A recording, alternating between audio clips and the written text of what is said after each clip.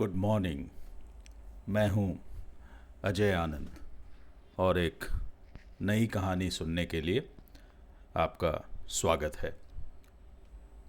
इस कहानी का शीर्षक है कोर्ट में तेंदुआ और इस कहानी को मैंने लिखा है।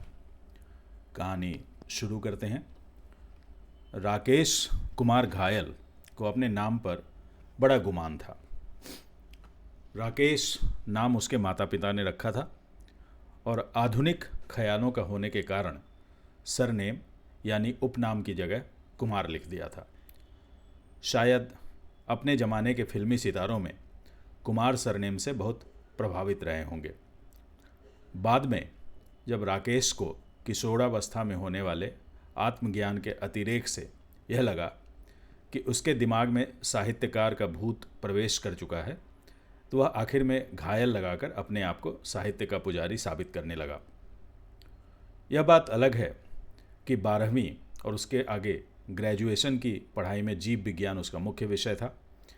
जब कई बार मेडिकल कॉलेज में दाखिले के लिए होने वाली परीक्षा में असफलता ही हाथ लगी और ग्रेजुएशन के कई वर्षों तक माथे पर बेरोजगारी का धब्बा लगा रहा, तो उसने परिस्थितियों से समझौता करने में अपनी भलाई समझी, यानी मेडिकल रिप्रेजेंटेटिव बन गया दवा बनाने वाली किसी कंपनी में। जीव विज्ञान पढ़ने वाले ज़्यादातर युवक की यही परिणति होती है। उसके बाद उसके जीवन की गाड़ी ठीक ठाक गति से चलने लगी और फिर अनुकूल समय आने पर विवाह हुआ और उसके बाद वह 2 बच्चों का बाप भी बन गया। अपने शहर के किसी अन्य शहर में पोस्टिंग होने के कारण उसे किराए के मकान में रहना पड़ रहा था, जिसके कारण बचत की गुंजाइश कम ही बचती थी। वह अपने उन दोस्तों से जलता था जिनकी पोस्टिंग उनके होम टाउन में होने के कारण उन्हें परिवार चलाने की जिम्मेदारी से लगभग मुक्ति मिली हुई थी। एक दिन सुबह जब वह नहा धोकर काम पर जाने के लिए सज धज रहा था, तभी उसके मकान मालिक का फ़ोन आ गया। जो भी आदमी सेल्स का काम करने वालों को जानता है, उसे सजने धजने का मतलब ज़रूर मालूम होगा। खासकर मेडिकल सेल्स में काम करने वालों के लिए साफ़ सुथरे फॉर्मल ड्रेस में सजना, यानी पतलून और उसके भीतर ठीक से खोसी हुई कमीज पहनना बहुत ज़रूरी हो जाता है। साथ में चमड़े के जूते हों या काले या फिर गहरे भूरे रंग के होने चाहिए। उसके ऊपर अगर टाई लग जाए तो फिर सोने पर सुहागा। आखिर इन लोगों को समाज के ऐसे विद्वान व्यक्ति से मिलना होता है जिसके ज्ञान और हुनर के आगे बड़े बड़े आला अधिकारी और मंत्री भी सिर झुकाते हैं। दुनिया में भला कौन ऐसा आदमी होगा जिसका पाला डॉक्टर से नहीं पड़ता होगा। बहरहाल मकान मालिक ने फ़ोन करके यह बताया कि लॉकडाउन के कारण पिछले 2 वर्षों से किराया नहीं बढ़ा है, इसलिए इस बार किराया कम से कम 20% बढ़ाना होगा। मकान मालिक ने यह निर्देश भी दिया कि तत्काल कोर्ट जाकर एक रेंट एग्रीमेंट बनवा ले और फिर उसे लेकर शाम तक मकान मालिक तक पहुंचा दे। बेचारा राकेश यह सुनकर कुछ ज़्यादा ही घायल हो चुका था। लॉकडाउन के वर्षों में दवा की सेल के लिए सोचना ही नहीं पड़ रहा था। हर महीने वह कंपनी द्वारा दिए गए टारगेट से बहुत ज़्यादा सेल करता था और उसके एवज में इंसेंटिव भी कमाता था। लेकिन अब तो कोरोना की हवा निकल चुकी थी और टारगेट आसमान छू रहा था। हर कोई अपनी सेहत को लेकर इतना जागरूक हो चुका था कि कोई बीमार ही नहीं पड़ रहा था। डॉक्टरों की क्लिनिक के सामने सन्नाटा पसरने लगा था। अस्पतालों में भी अब पहले जैसी भीड़ नहीं रह गई थी। राकेश को लगता था कि नौकरी अब गई तब गई। ऐसे में किराए में 20% की बढ़ोतरी का फरमान सुनकर उसे जैसे काठ मार गया। उसने मकान मालिक से व्यस्त होने का बहाना बनाया और बताया कि उसके मैनेजर के साथ जॉइंट वर्किंग है, लेकिन मकान मालिक ने उसकी एक ना सुनी।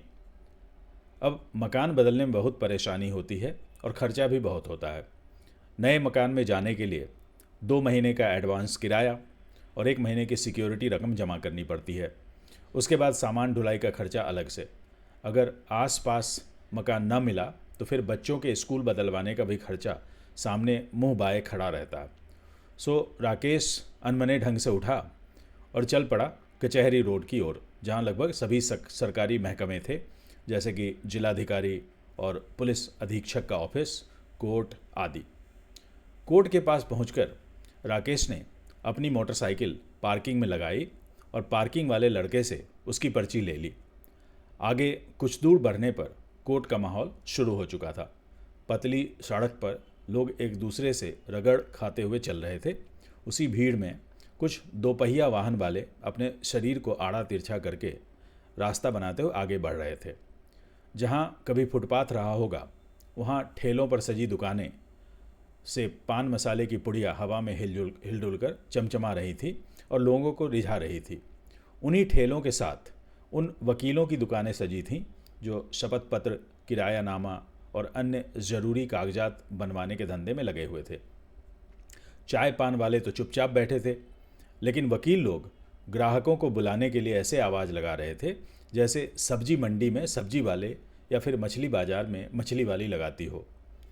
राकेश चलते चलते वैसे ही किसी एक वकील की दुकान या ऑफिस के पास रुका और उससे रेंट एग्रीमेंट बनवाने की फ़ीस के बारे में पूछताछ करने लगा। वहाँ पर एक ऑफिस के नाम पर नाली के ऊपर रखी एक पुरानी डेस्क थी, जिसके ऊपर लगे लैमिनेट का रंग कब का उड़ चुका था। लैमिनेट एक आध जगह से गायब भी हो चुका था।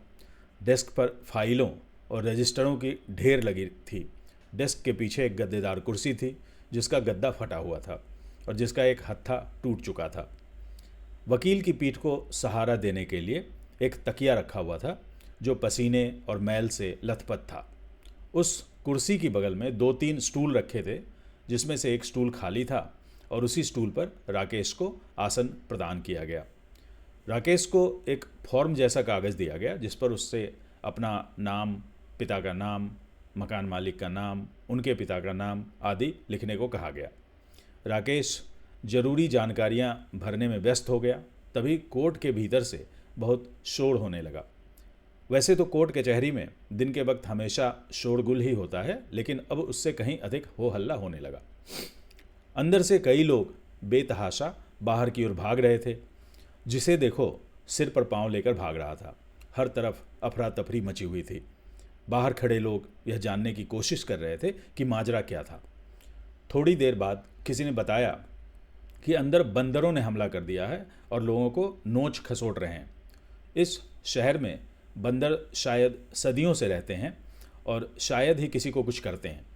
अब आसपास कहीं पेड़ तो बचे नहीं हैं, इसलिए शहर ही ऐसी जगह है जहां बंदरों को भोजन मिलने की गारंटी होती है। कुछ लोग डर से तो कुछ धार्मिक भावना से बंदरों के आगे खाना डाल देते हैं। उससे काम नहीं चलता है तो बंदर फल और सब्जी वालों से ज़रूरत की फल सब्जियां उड़ा ही लेते हैं। कभी कभार मौका मिलने पर किसी की रसोई में डाका भी डाल देते हैं। लेकिन बंदरों ने भी इंसानों के साथ सहजीविता का पाठ अच्छी तरह से सीख लिया है। इसलिए बंदरों के हमले वाली बात सुनकर राकेश को बड़ा ताज्जुब हो रहा था। कोर्ट के कैंपस में जब भीड़ कम हो गई तो स्थिति का जायजा लेने के ख्याल से राकेश कुमार घायल उस बिल्डिंग में चला गया जहां कोर्ट चलती है, यानी जहां जज साहब की कचहरी लगती है। निचली मंजिल पर बिल्कुल शांति थी। जज साहब की कचहरी का दरवाज़ा भीतर से बंद था और उसे थोड़ा अलगा कर एक आदमी बार बार बाहर देखने की कोशिश कर रहा था। उसकी सफ़ेद पगड़ी के ऊपर लगी लाल कलगी से पता चलता था कि यह वही आदमी था जो दरवाजे के बाहर आकर पेशी के लिए लोगों को आवाज़ लगाकर कहता है, फलाना वल्द ठिकाना हाजिर हो। निचली मंजिल पर सब कुछ शांत देखने के बाद राकेश जीने से होते हुए पहली मंजिल पर पहुंचा। वहां का नज़ारा बिल्कुल अलग था। ज़्यादातर लोग किसी न किसी कमरे के भीतर बंद थे। हॉल में 8-10 लोग रहे होंगे। एक कोने में एक हट्टा कट्टा तेंदुआ ऐसी मुद्रा में था जैसे किसी शिकार पर झपट्टा मारने की ताक में हो। उसके सामने कोई 5-6 फीट की दूरी पर एक आदमी एक फावड़ा लेकर उससे 2-2 हाथ करने को उतारू था। उस आदमी के काले कोट और सफ़ेद कमीज से पता चलता था कि वह पेशे से वकील था। उसके ठीक पीछे 4-5 लोग और थे और वे सारे के सारे वकील ही थे। उन सबसे पीछे खड़े लोग बाग दीवार से पीठ लगाए खड़े थे और सबने अपने आगे कुर्सियों की ढाल बना रखी थी। कोई कह रहा था, अबे कोर्ट के भीतर वकील से पंगा लेने की ज़रूरत कोई नहीं करता। पुलिस वाले भी यहाँ आकर हमसे तमीज़ से पेश आते हैं। ऐसा मजा चखाना कि फिर कभी कोर्ट की तरफ झांकने की हिम्मत ना हो। उधर फावड़ाधारी वकील उस तेंदुए की ओर लपका। तेंदुआ भी चक्कर खा गया। आज तक उसने जब भी अपने शिकार पर हमला किया होगा, हमेशा उसका शिकार जान बचाकर भागने की फिराक में ही रहा होगा। किसी ने कभी भी पलटवार करने की हिम्मत नहीं की होगी। आसपास जो थोड़ा बहुत जंगल बचा है, उसमें तेंदुए से बड़ा कोई शिकारी नहीं है। शेर और बाघ जिन जंगलों में रहते हैं, वे यहाँ से सैकड़ों किलोमीटर दूर हैं। खैर, तेंदुए ने अपनी घबराहट को पीछे छोड़ा और वकील साहब पर कूद पड़ा। फिर क्या था, कभी तेंदुआ ऊपर और वकील नीचे, तो कभी वकील ऊपर तो तेंदुआ नीचे। कभी तेंदुआ गुर्राता था तो कभी वकील चिल्लाता था। डर दोनों को लग रहा था। तेंदुए ने अपने जीवन में शायद ही कभी इतने इंसानों को एक साथ देखा होगा। वह बेचारा तो ऐसे ही रास्ता भटककर शहर की तरफ आ गया था। तेंदुए और वकील की उस गुत्थम गुत्थी में लोगों को मजा भी आ रहा था और डर भी लग रहा था। कुछ लोग इतनी हिम्मत जुटा ले रहे थे कि अपने अपने मोबाइल फ़ोन पर उसकी वीडियो भी बना रहे थे। राकेश भी उनमें से एक था। बाकियों का तो पता नहीं, लेकिन राकेश सोच रहा था, एक बार ये वीडियो इंटरनेट पर वायरल हो जाए, फिर इतनी कमाई होगी कि अपनी नौकरी को आराम से लात मार दूंगा। इस बीच तेंदुए ने वकील साहब को बुरी तरह लहूलुहान कर दिया था। डर के मारे कोई भी वकील को बचाने की कोशिश नहीं कर रहा था। तभी जीने से कुछ लोगों के ऊपर चढ़ने की आवाज़ आने लगी। पता चला कि वन विभाग के लोग थे। लगता है किसी ने वन विभाग को फ़ोन करके बताया होगा। लगता है उन्हें देखते ही तेंदुआ झट से पहचान गया और वहाँ से तेज़ी से भागा और जाकर उस मशीन के पीछे छुप गया जिससे पीने का ठंडा पानी निकलता है। वन विभाग वाले एक घेरा बनाते हुए तेंदुए की तरफ बढ़ने लगे और जाकर झट से उस ग्रिल को बंद कर दिया जो उस गैलरी में लगी थी जिसमें अभी तेंदुआ छुपा हुआ था। ग्रिल बंद होते ही वहाँ मौजूद दर्शकों ने राहत की सांस ली और अब सब करीब पहुंचकर उस माजरे को देखने में मशगूल हो गए।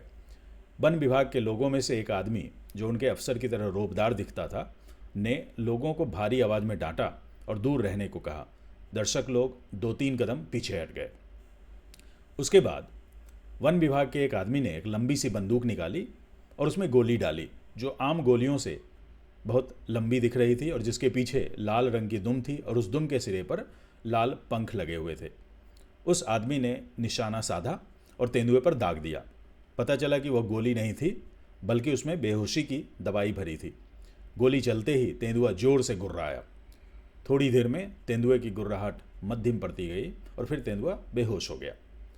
उसके बाद वन विभाग के लोगों ने उसे जाल में लपेटा और अपने कंधों पर लादकर नीचे लगी पिकअप वैन में पटक दिया। पिकअप वैन के चारों तरफ अच्छा खासा मजमा लगा हुआ था। कुछ टेलीविज़न चैनल के रिपोर्टर भी वहाँ जमा हो चुके थे।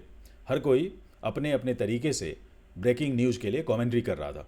गाजियाबाद के कोर्ट में खौफनाक तेंदुए का हमला, लेकिन जज साहब का बाल भी बांका ना हुआ। बहादुर वकील तेंदुए से लड़ते हुए शहीद हो गया। सरकार ने उसके परिवार को 5 लाख रुपए देने का ऐलान किया। आज शाम हम आपको बताएंगे कि तेंदुआ कहाँ रहता है, क्या खाता है और कैसे नहाता है। आखिर तेंदुए ने हमारे ऐतिहासिक शहर को ही हमले के लिए क्यों चुना? अगर यही काम कोई इंसान करता तो उसके लिए कैसी सजा का प्रावधान है, यह बताएंगे हमारे कानून विशेषज्ञ। तेजी से कटते वनों के लिए क्या पिछली सरकार है जिम्मेदार? माननीय प्रधानमंत्री जी ने कहा है कि यह तेंदुआ पड़ोसी देश की साजिश के तहत आया है। थोड़ी देर में कोर्ट का माहौल शांत हो चुका था। जज साहब अपने निवास पर जा चुके थे, इसलिए ज़्यादातर वकील भी छुट्टी के मूड में थे। थोड़ी पूछताछ करने पर राकेश को पता चला कि वन विभाग का जानवरों का अस्पताल शहर से बाहर नदी के उस पार है। यह भी पता चला कि तेंदुए को उसी अस्पताल ले जाया गया है। राकेश ने फौरन अपनी मोटरसाइकिल स्टार्ट की और चल पड़ा वन विभाग के उस अस्पताल की ओर जहां तेंदुए को ले जाया गया था। उस अस्पताल के गेट पर सुरक्षा चाक चौबंद थी, लेकिन राकेश को हर रोज़ अस्पताल जाने की प्रैक्टिस थी। राकेश के पास हर वह चीज़ थी जिनकी मदद से वह किसी भी अस्पताल के भीतर आसानी से जा सकता था। उसके पास उसका बैग था जो दवाइयों के सैंपल और गिफ्ट से भरा हुआ था। उसके कपड़े लत्ते से वह आला दर्जे का बुद्धिजीवी दिखता था और उसके पास वह अचूक हथियार था जिसे देखकर बड़े से बड़ा डॉक्टर भी अपने चैम्बर में बुला लेता है। जी हाँ, उसके पास कंपनी का दिया हुआ विजिटिंग कार्ड था जिस पर कंपनी के लोगों के आगे उसका नाम और पदनाम लिखा हुआ था। सबसे पहले राकेश ने बैग में से एक छोटा सा आईना और कंघी निकाली और अपने बाल संवारे। फिर एक पैर को पीछे करके दूसरे पैर की पतलून से जूते को चमकाया और ऐसा ही दूसरे पैर के लिए भी किया। उसके बाद गेट पर खड़े चौकीदार को एक कलम गिफ्ट किया और फिर अपना विजिटिंग कार्ड दिखाया। उस चमचमाती कलम को देखते ही चौकीदार के चेहरे पर चमक आ गई और उसने राकेश को आसानी से भीतर जाने की अनुमति दे दी। अंदर थोड़ी बहुत पूछताछ करने के बाद राकेश उस अस्पताल के डॉक्टर के चैम्बर में पहुंच गया। बड़े अदब से डॉक्टर का अभिवादन करने के बाद वह उसके सामने रखी कुर्सी पर बैठ गया और लगा अपनी कंपनी की दवाइयों का गुणगान करने। डॉक्टर ने उसे टोकते हुए कहा, आपकी कंपनी तो इंसानों के लिए दवाई बनाती है, इसमें मैं आपकी कोई मदद नहीं कर सकता हूँ। अगर आपकी कंपनी जानवरों की दवा बनाती तो बेहतर होता। अच्छा होगा कि आप अपनी कंपनी के वेटनरी डिवीज़न वाले रिप्रेजेंटेटिव को भेज दें। राकेश ने छूटते ही जवाब दिया, अरे डॉक्टर साहब, उस डिवीज़न की सेल से मुझे कोई फ़ायदा नहीं होगा। दवा तो दवा होती है। एक इंसान को जितनी खुराक लगती है उसकी 4 गुनी खुराक दे दें तो जानवरों को भी फ़ायदा होगा। अब मैं कौन होता हूँ आपको पढ़ाने वाला? आपने इसी बात की पढ़ाई पर अपना जीवन न्यौछावर किया है। हमारी कंपनी की एंटीबायोटिक का नाम है मेगामाइसिन। इंसानों को एक दिन में 1 इंजेक्शन देना पड़ता है, इस तेंदुए को 4 लगा दीजिए। हमारे एक विटामिन का कैप्सूल भी है जिसका नाम है ताकत बीटा। इंसानों के लिए दिन में 1 गोली की खुराक है, इस तेंदुए को 4 दे दीजिए। बेचारा बुरी तरह घायल हो चुका है, आप चाहें तो एक दिन में 10 गोली भी दे सकते हैं। आप हमारा ख्याल रखिए, फिर हम आपका पूरा ख्याल रखेंगे। यह कहते हुए राकेश ने अपने बैग से एक गिफ्ट पैक निकाला, जिसको खोलने पर उसमें एक खूबसूरत गुलदस्ता निकला। उसमें लगे फूल बिल्कुल असली दिखते थे। उस गुलदस्ते को राकेश कुमार घायल ने इस अदा से डॉक्टर के हाथों में थमाया जैसे कोई वैलेंटाइन डे के अवसर पर अपनी गर्लफ्रेंड को थमाता है। उस गुलदस्ते का स्पर्श पाते ही लगता है डॉक्टर भी घायल हो गया और राकेश की कंपनी की दवाइयाँ उस तेंदुए को देने के लिए हामी भर दी। उसके बाद राकेश ने डॉक्टर की कान में फुसफुसाकर कुछ कहा, जिसे सुनकर वह डॉक्टर ऐसे खीसे निपोरने लगा जैसे उसके हाथ जादुई चिराग लग गया हो। कहानी यहीं समाप्त होती है। Thank you.